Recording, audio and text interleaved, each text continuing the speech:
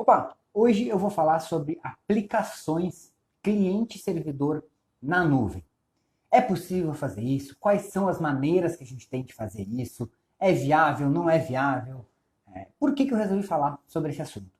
Porque algumas pessoas pensam que aplicações cliente-servidor não foram feitas para usar aí na nuvem, e para a gente usar a computação em nuvem a gente tem que criar aplicações web. E hoje eu vou falar sobre isso, vou falar aqui algumas maneiras de fazer isso. Muitas pessoas desenvolvem ainda ou usam aquelas aplicações que foram desenvolvidas há um tempo atrás, e essas aplicações, elas às vezes não se comportam muito bem na nuvem, porque a gente vê muito aplicações web migrando para a nuvem, né? Serviços web, aplicações serverless, microserviços, a gente vê muito a galera falar desse tipo de solução na nuvem, e aí aquele cara que desenvolve ou desenvolveu aquela aplicação monolítica, aquela aplicação que não foi criada para esse tipo de situação, não foi nem pensada em nuvem na época. Essas pessoas, às vezes, elas acham que, pô, vou ter que desenvolver tudo de novo. Não tem como eu botar esse meu serviço na nuvem, não é uma aplicação web. Como que eu vou entregar isso? Eu preciso instalar lá para o usuário, no cliente. Aí tem o banco de dados. Como eu vou migrar isso para a nuvem? E algumas pessoas não sabem que existem soluções para esses casos. E é isso que eu vou falar aqui para vocês hoje. Vou dar algumas dicas aí de maneiras de migrar esse tipo de aplicação para a nuvem. Vamos pensar assim, ó, o exemplo que eu vou usar hoje no Descomplicando, lá na aula ao vivo, na live ao vivo, vai ser uma aplicação que a gente instala ela ali, ela cria um servidor. Só que a gente pode também instalar clientes. Então essa aplicação ela foi criada para quê? É uma aplicação de fluxo de caixa, de estoque, controle de vendas, aquelas aplicações mais comuns, né, que a gente conhece.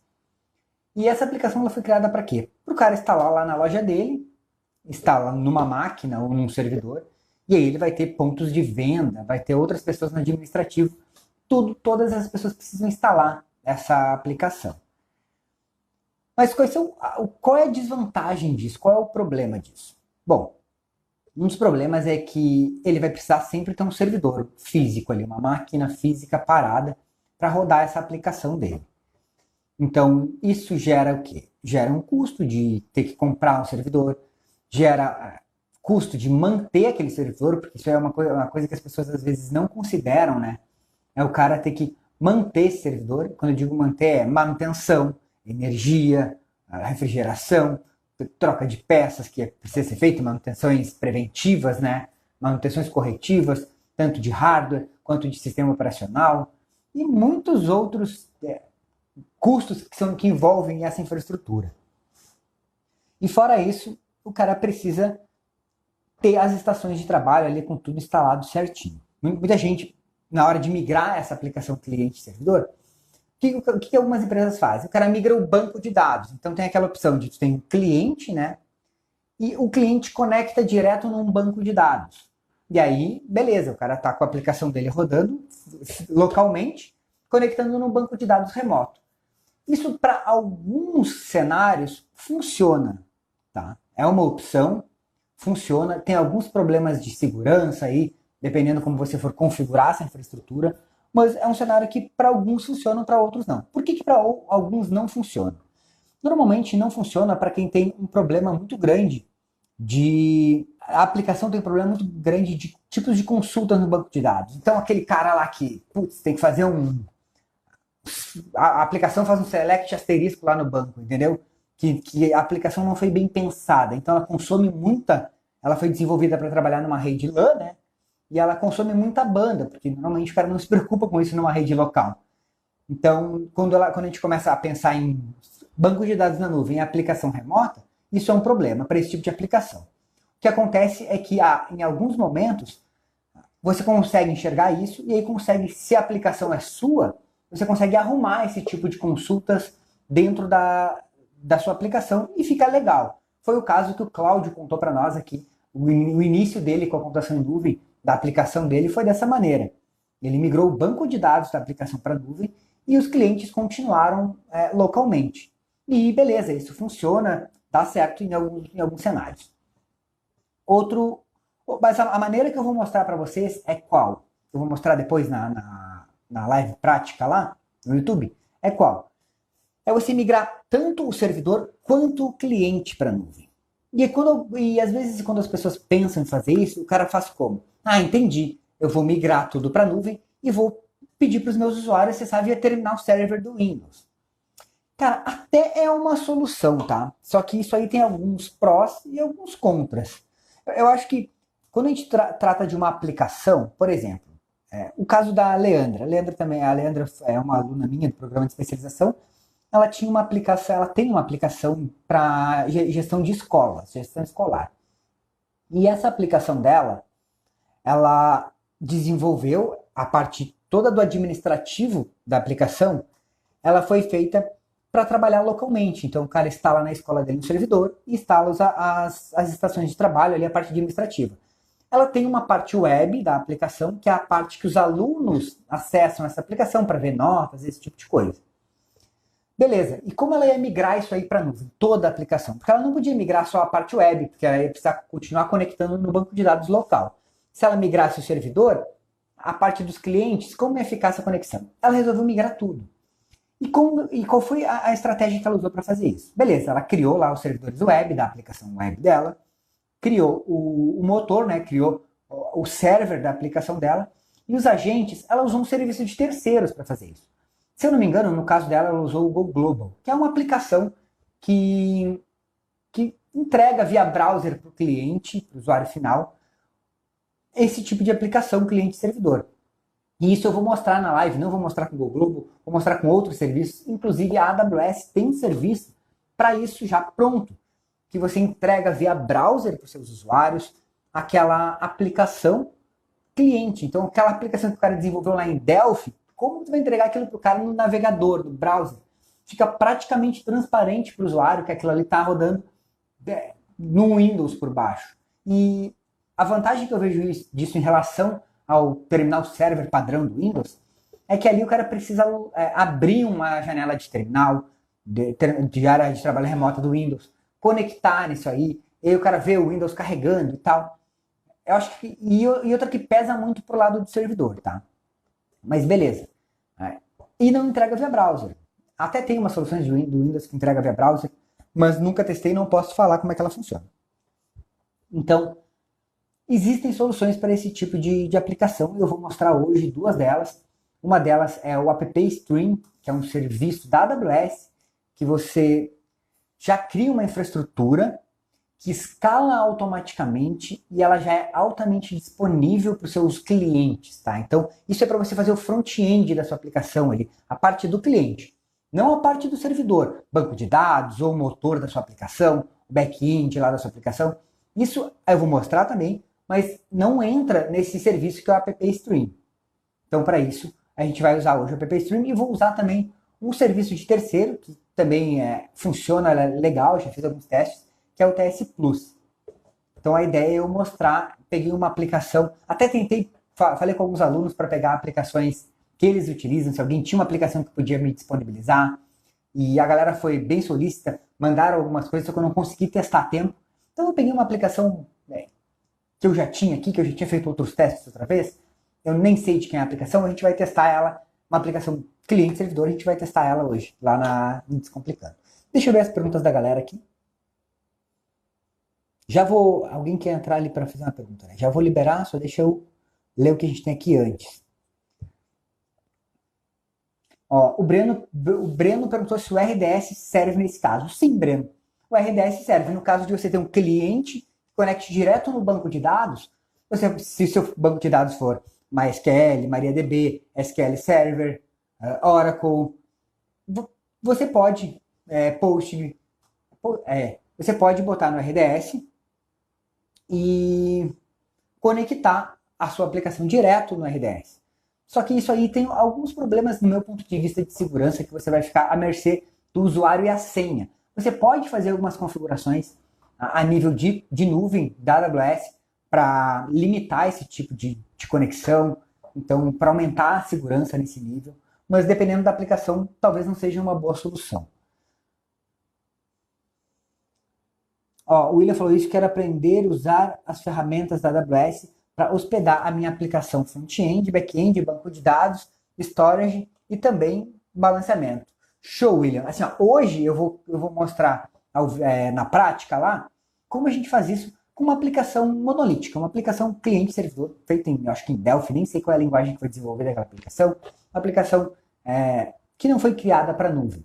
Mas, cara, se você tem uma aplicação web já separada, front-end, back-end, banco de dados, cara, isso aí, a computação em nuvem, ela é um cenário perfeito para você usar a computação em nuvem. E aí você consegue tirar todas as vantagens de balanceamento, escala automática, de conseguir gerenciar toda essa sua aplicação em todos os pontos. E daí, nesse caso, a computação em nuvem se encaixa perfeitamente. Vamos ver aqui, pleno tecnologia.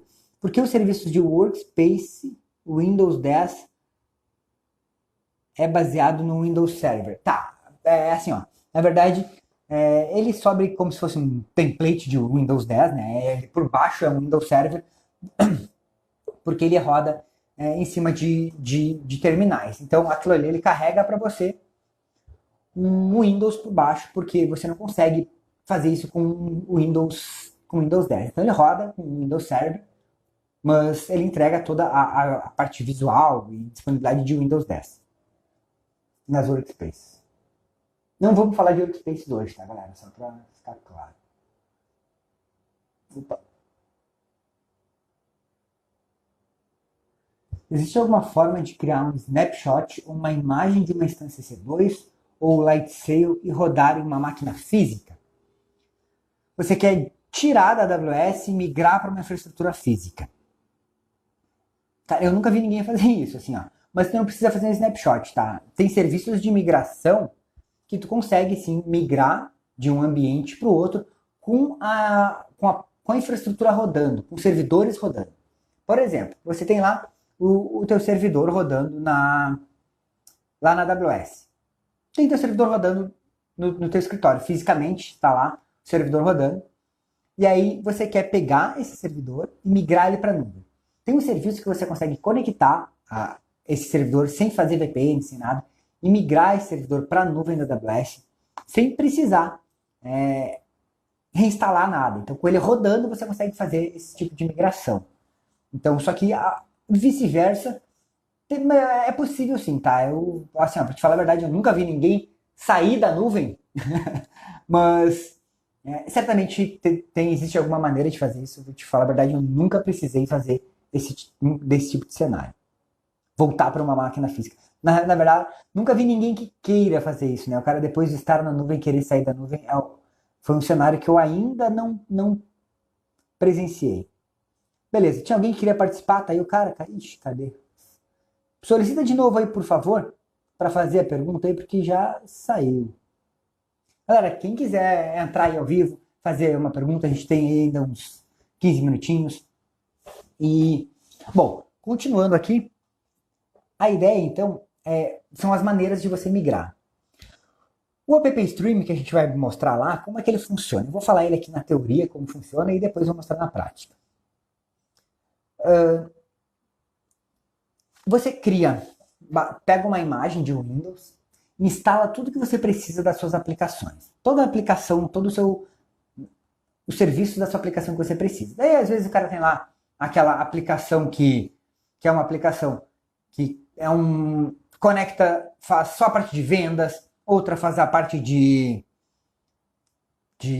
leitura lá de código de barra para ver preço, aquelas aplicações de supermercado. Então você às vezes tem vários módulos separados. Esse tipo de aplicação cliente-servidor tem muito disso, né?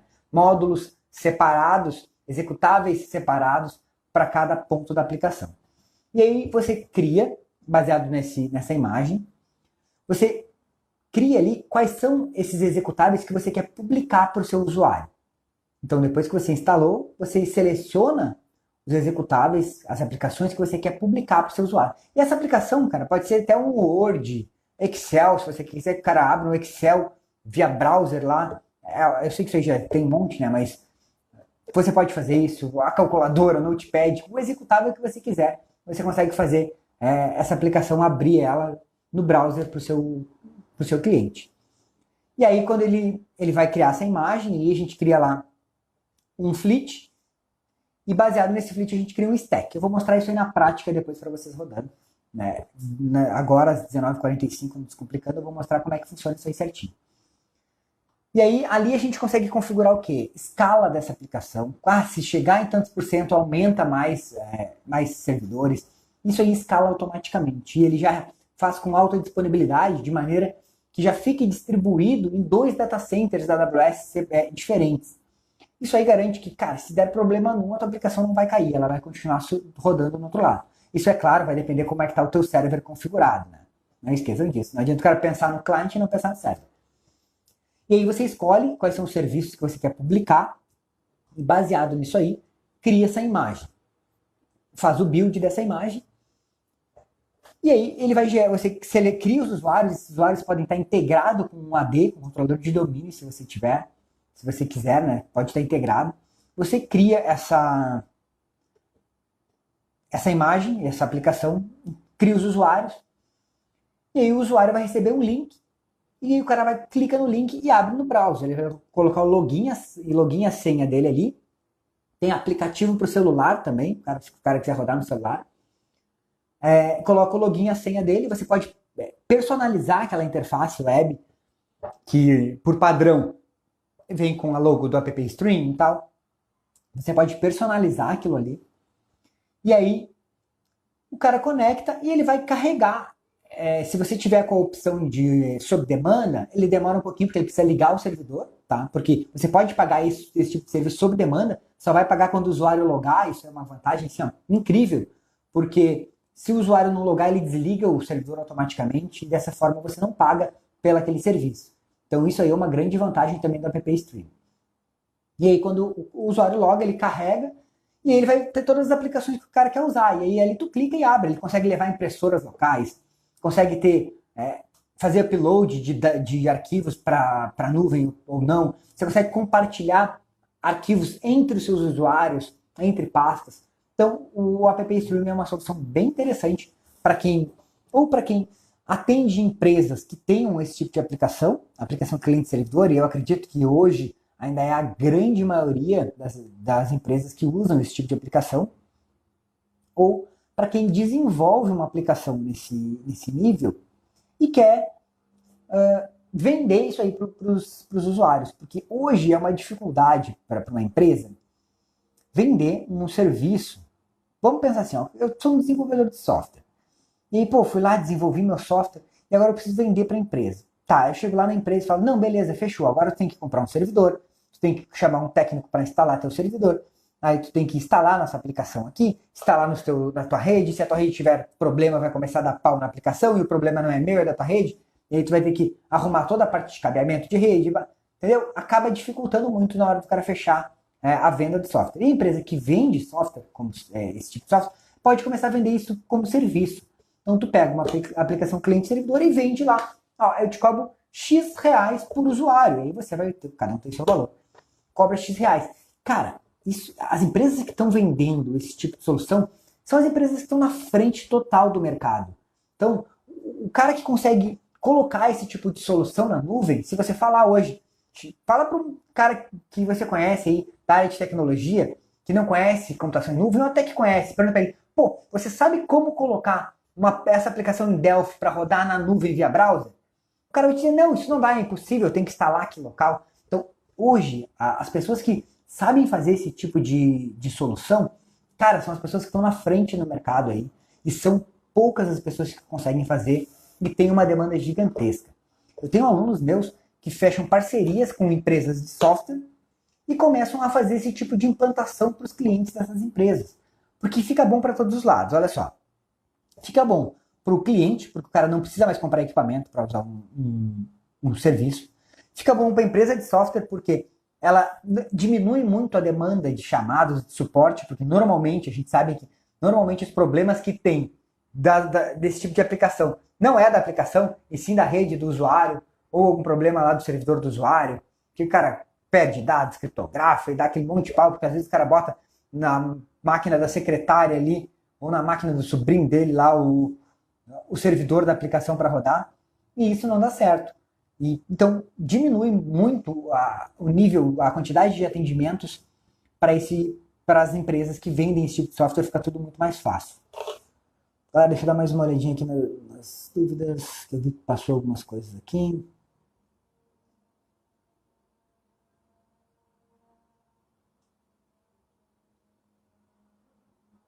Ah, alguém perguntou ali, ó, não sair, mas sim criar uma imagem para poder ter cópia. Assim, você consegue criar snapshots, cria as imagens, fica tudo lá, as imagens da sua aplicação.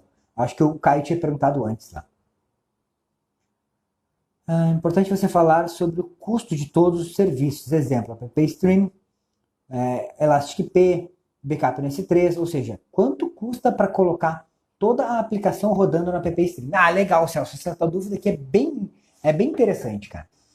Quanto custa para colocar um serviço? Assim, ó, não existe um preço fechado. Eu não tenho como falar, para colocar uma aplicação no app Stream custa tantos reais. Por quê?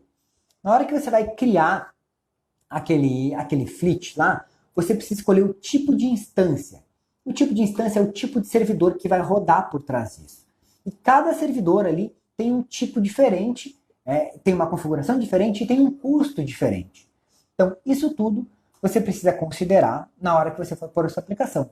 Existem aplicações que requerem alto desempenho gráfico, por exemplo. O cara quer usar um AutoCAD da vida lá, o cara precisa de desempenho gráfico, precisa de processamento, e aí já são infraestruturas diferentes. A infraestrutura é a mesma, mas são instâncias diferentes. E isso tem preços diferentes.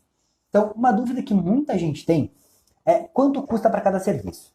Cara, o cara que está na frente no mercado de cloud é o cara que sabe enxergar o preço das coisas, que sabe avaliar e sabe chegar num valor específico para cada solução. Porque nunca em nenhum lugar vocês vão achar, para fazer isso na nuvem custa X. Não existe isso, porque cada solução, cada cliente, cada aplicação tem uma infraestrutura diferente e isso vai gerar um custo diferente. Então não existe um preço fechado. Nunca você vai. É muito difícil você achar um preço fechado. As empresas que vendem preço fechado, as chances são que ou elas não estão usando computação em nuvem, ou elas pegaram a média de preço, botaram a margem delas e fecharam o preço. E aí tá tudo bem. Só que teve alguém por trás que avaliou a infraestrutura e chegou a um preço específico.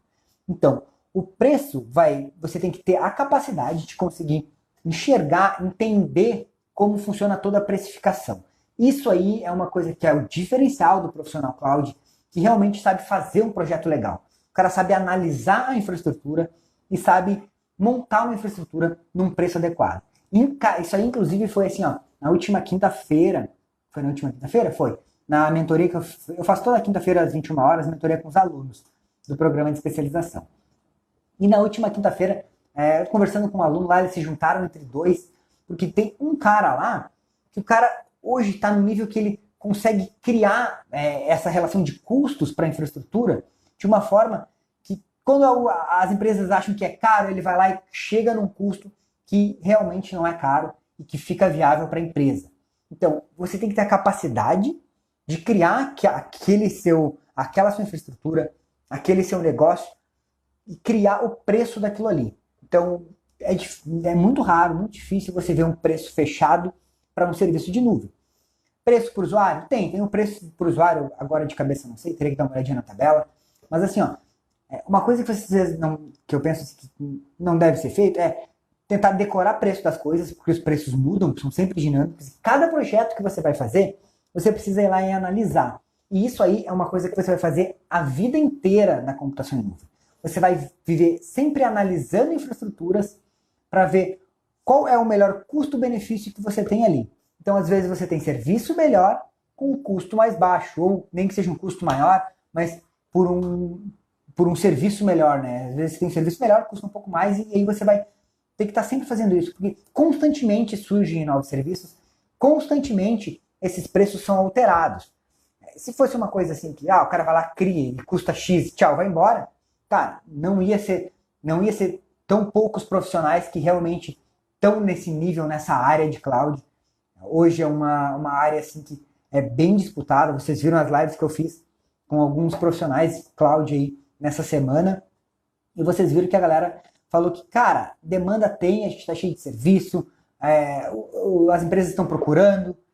Não é só eu que falo isso aí você vai olhar, tem pesquisas no mercado que apontam isso. E é uma coisa que, o que as empresas querem? Por que um profissional cloud ganha aí 12 mil reais? A média que saiu numa reportagem que eu vi esses dias era entre 12 e 19 mil reais. Por que um cara ganha isso? Porque ele consegue levar muito para uma empresa. Ontem mesmo eu fiz uma live com um dos meus alunos que em 30 dias que ele assumiu um projeto, assumiu toda a parte de cloud da empresa, ele entrou num projeto que ele entrou na empresa, a empresa convidou ele para ir trabalhar na área de cloud, de infraestrutura de cloud. Em 30 dias ele conseguiu uma redução de custos de algo em torno de, se eu não me engano, quase 3 mil reais por mês. Daí, eu falei em 50 mil reais por ano, e ele já disse que não era 50 mil. Ele falou, cara, refiz os cálculos, são 67 mil reais no ano que eu economizei para a empresa. Então, em um mês, o cara conseguiu economizar 67 mil reais para a empresa.